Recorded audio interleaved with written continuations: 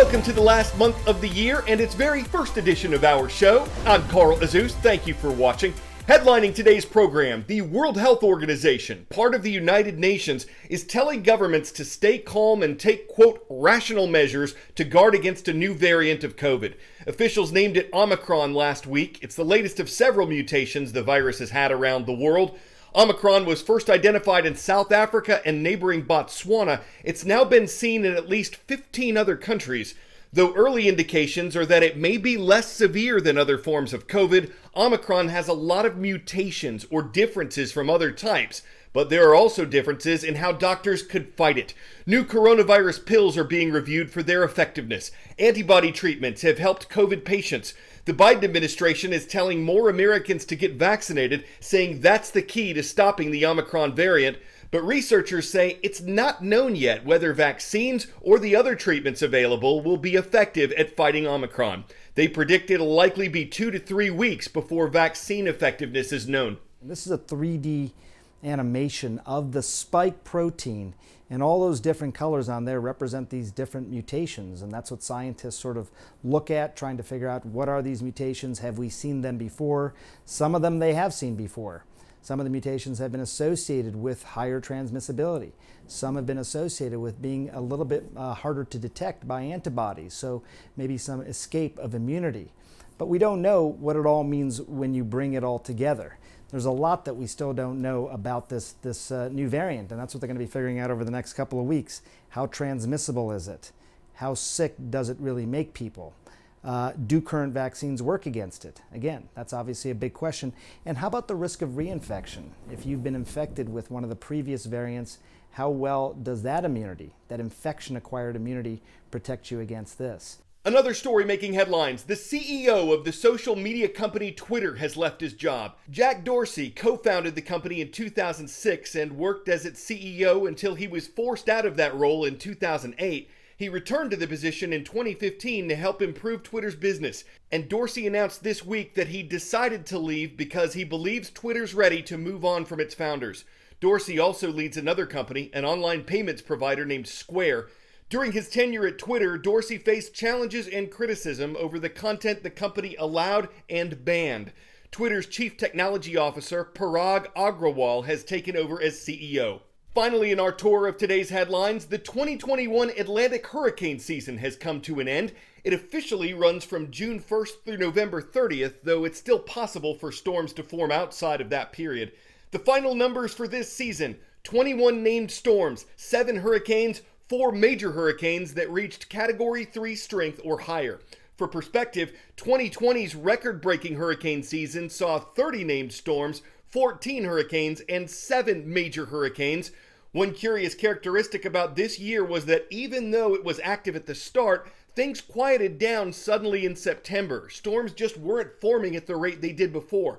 But officials say even though there were fewer hurricanes than last year, they still caused $20 billion more in damage, largely because of Hurricane Ida. After it made landfall in Louisiana in August, the system traveled across the eastern U.S. and up to the Northeast, where it brought tremendous amounts of rain and flooding. 10-second trivia. In what year was the term Cyber Monday first used? 1985, 1995, 2005, or 2010? The National Retail Federation used the term in 2005 in reference to a spike in online shopping 4 days after Thanksgiving.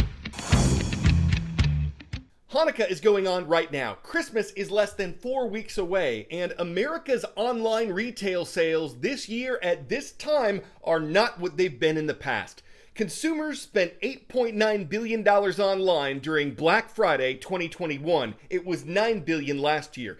They spent $10.7 billion on Cyber Monday 2021. It was $10.8 billion last year.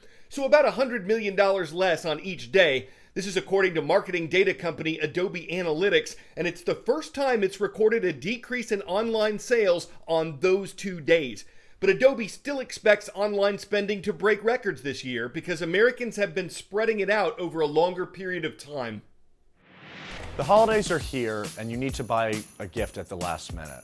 That might be a mistake this year, though, with all the supply chain and shipping issues. Over 2 billion times. That's how often the words out of stock came up as researchers tracked just 18 different product categories online in October. I think the problem in retail at the moment is there's just difficulties at every stage of the supply chain. So there are difficulties in manufacturing overseas because factories are closed because of COVID. There are obviously difficulties shipping because there aren't enough containers and the containers are in the wrong place. There are difficulties getting ships into port and unloaded once they get to the United States. It will be smarter for you to go to the store and pick something up quickly than ordering something 2 days in advance and risking that your package doesn't show up in time. We're starting to see a larger percentage of people buying online and going to the store, and we're also trying to drive more traffic to the store. The frustration level is lower when you go to mortar and brick, particularly when inventory is limited. When there's lots of inventory, what do a lot of people do online? I'm going to buy a size 34 and a size 36, and I might buy 2 colors, and I'll return the ones that I don't want. But what if your size just isn't there and your color's not there? So you don't get that option. Whereas in a store, you know it fits, and you have these alternatives. Retailers like Kohl's are so eager to have you buy online, pick up in store, that they're offering $5 off if you do so.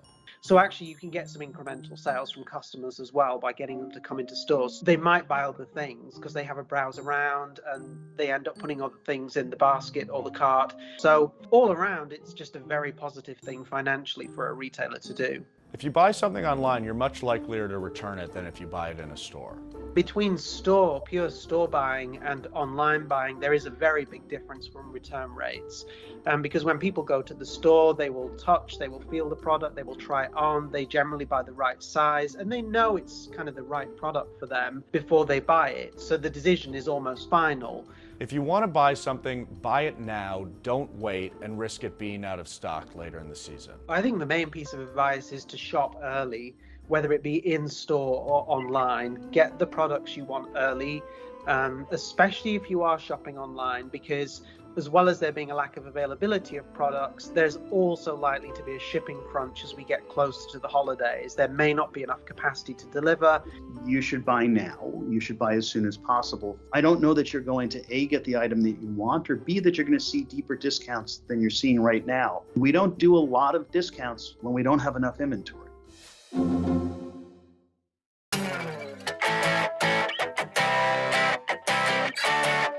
Christmas Island, Santa's Magic Sleigh, Dominic the Donkey, and Santa Claus's Party.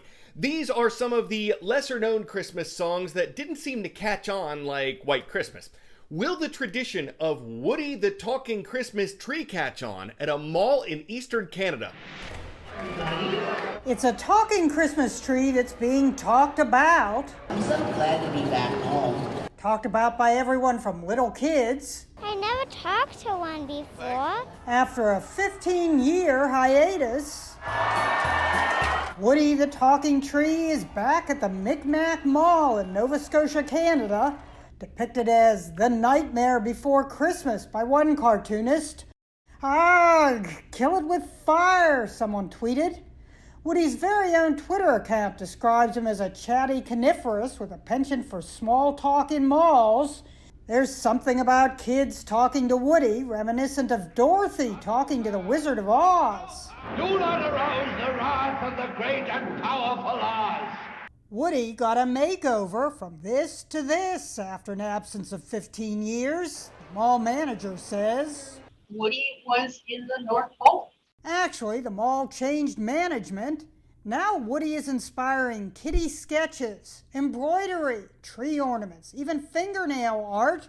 Woody is the Wizard of Oz, easy to needle.